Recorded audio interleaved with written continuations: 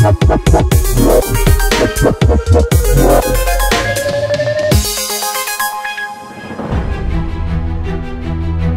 liga yang paling kompetitif di dunia, bakat saja tak cukup bagi seorang pemain untuk sekedar bertahan di Premier League. Banyak yang malah jadi flop. Dan karena tuntutan yang lebih berat, tak sedikit pula yang malah bersinar di liga lain. Contohnya 8 pemain berikut ini. Well, masih bisa diperdebatkan apakah Diego Forlán adalah flop atau tidak saat di Manchester United. Yang jelas ia tidak terlalu bersinar, apalagi kalau dibandingkan dengan saat Forlán pindah ke Liga Spanyol. Manchester United membeli Forlán di tahun 2002 dari klub Argentina Independiente. Usianya masih 22 tahun saat itu dan ia tidak bisa berbuat banyak di musim pertamanya. Forlán semakin tak terpakai mengingat MU sudah punya penyerang sekelas Van Nistelrooy, Solskjaer, dan juga Wayne Rooney. Meskipun begitu, ia sempat menciptakan momen tak terlupakan, yaitu saat ia jadi pahlawan dengan mencetak 2 gol di laga lawan Liverpool. Tapi catatan total golnya tidak mengesankan. Ia bertahan 4 tahun di Old Trafford, mencatatkan 97 penampilan dan hanya mencetak 17 gol. Forlán pun dijual ke Villarreal di tahun 2004. Setelah datang ke La Liga, ia seperti terlahir kembali.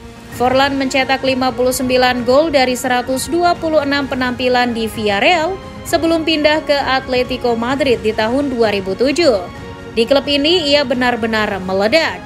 Forlán bahkan dapat penghargaan sepatu emas Eropa di musim 2008-2009. Juga siapa yang bisa lupa penampilannya di Piala Dunia 2010.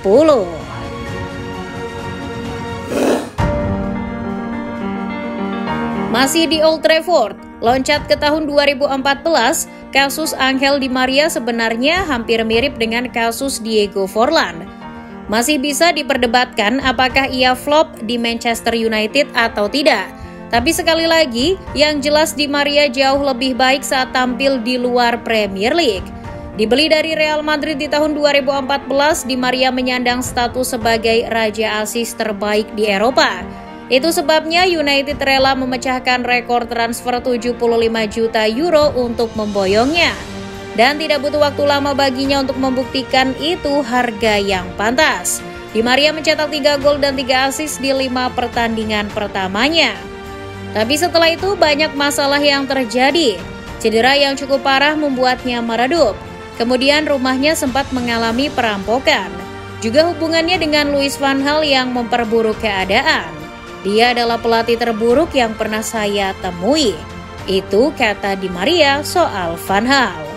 Ia hanya bertahan 1 musim di Old Trafford, mencetak 4 gol dan 12 assist dalam 32 pertandingan. Ia kembali mendapatkan magisnya saat dijual ke PSG, bahkan masih tetap bersinar saat berada di Juventus. Performa Di Maria juga sama sekali tidak menurun di timnas, hingga ia bisa dapat Piala Dunia 2022. Sebenarnya banyak pemain MU yang pantas masuk daftar ini. Ya, tapi kita bahas yang ikonik-ikonik saja.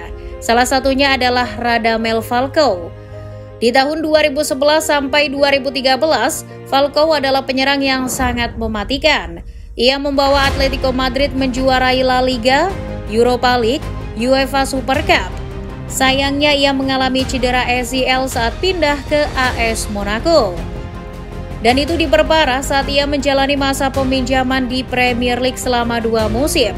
Pertama di Manchester United, kedua di Chelsea.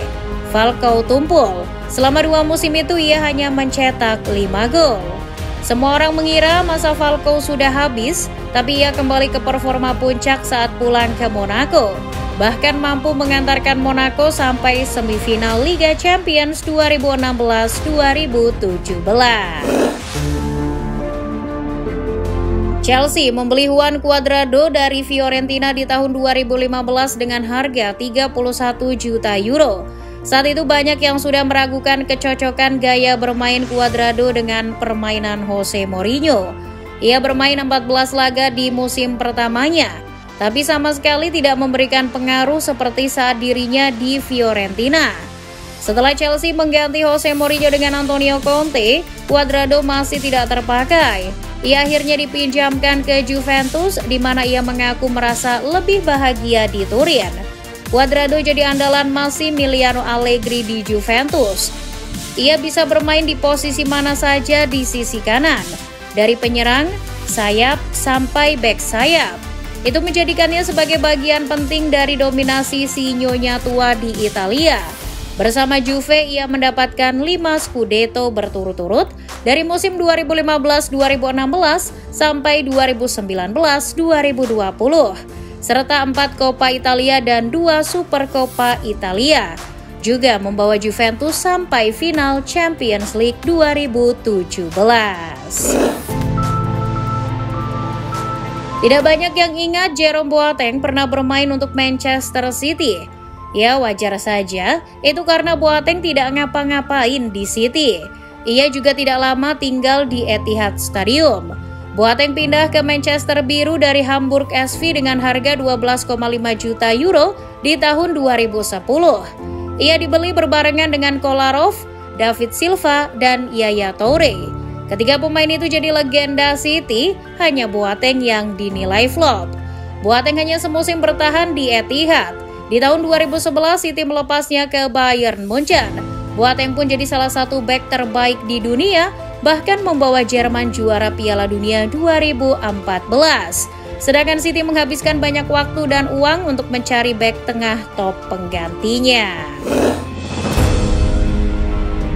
Awalnya, Kopitas berharap banyak pada transfer Iago Aspas di tahun 2013.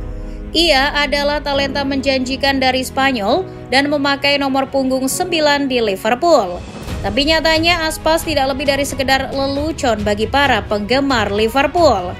Yang bisa mereka ingat hanyalah insiden corner kick lawan Chelsea yang konyol itu.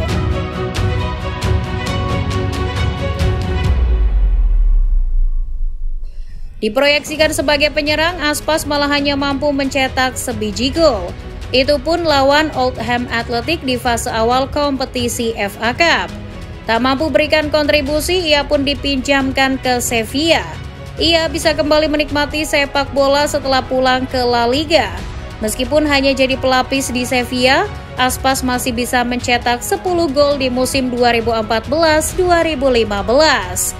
Setelah itu ia pulang ke klub lamanya Celta Vigo. Dan di situ Aspas kembali jadi penyerang yang sangat mematikan. Aspas juga jadi dapat tempat di timnas Spanyol sejak tahun 2016. Suso dibeli Liverpool sebagai pemain muda dari Akademi Cadiz di tahun 2010. Awalnya ia bisa tampil menjanjikan, tapi Suso tidak cukup konsisten untuk bisa masuk tim utama. Ia pun masuk ke tim U21 Liverpool. Di musim 2012-2013, Brendan Rodgers yang baru menjabat memberikan Suso kesempatan untuk bermain di tim senior. Ia pun mencatatkan 14 penampilan di Premier League. Tapi Liverpool finish di peringkat ke-7 dan ia tak mampu memberikan impresi yang cukup. Selama 5 musim ia tercatat sebagai pemain Liverpool, tapi Suso hanya memiliki 21 penampilan di tim utama.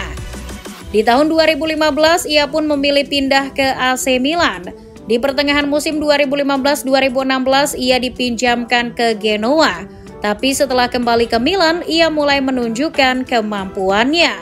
Ia pun dapat tempat utama di skuad Rossoneri dan mencatatkan 153 penampilan selama 6 musim di San Siro. Juga mendatangkan trofi Supercoppa Italia di musim 2016-2017. Suso akhirnya pindah ke Sevilla, di mana ia masih jadi andalan dan memperoleh 2 gelar Europa League. Joselu memang merupakan lulusan Real Madrid Castilla. Ia bahkan sempat beberapa kali diberikan kesempatan bermain di tim utama. Tapi di tahun 2012, ia memilih pindah ke Hoffenheim. Ia berkelana di beberapa klub Jerman lain seperti Frankfurt dan Hannover. Sampai akhirnya Joselu hijrah ke Premier League. Pertama Stoke City, kemudian ke Newcastle. Kedua periode itu sama-sama tidak mengesankan. Selama 2015 sampai 2019 bermain di Premier League, Joselu hanya mencetak total 7 gol untuk kedua klub itu. Ia pun dipulangkan ke Spanyol, tapi kali ini ke Deportivo Alaves. 3 tahun bertahan di Alaves, ia mencetak 36 gol dan 11 assist dari 113 laga. Espanyol pun memboyongnya di musim 2022-2023. Di musim itu, ia mampu mencetak 16 gol di La Liga, menjadikannya pencetak gol terbanyak ketiga di La Liga, hanya kalah dari Benzema dan Lewandowski. Di akhir musim 2022-2023, Real Madrid dibuat pusing karena harus mencari pengganti Benzema yang pindah ke Liga Arab. Los Blancos pun memilih Joselu dan memulangkannya dengan status pinjaman. Joselu memang tidak diharapkan bisa langsung menggantikan peran Benzema, tapi di usianya yang sudah 33 tahun, ini adalah pencapaian yang cukup baik.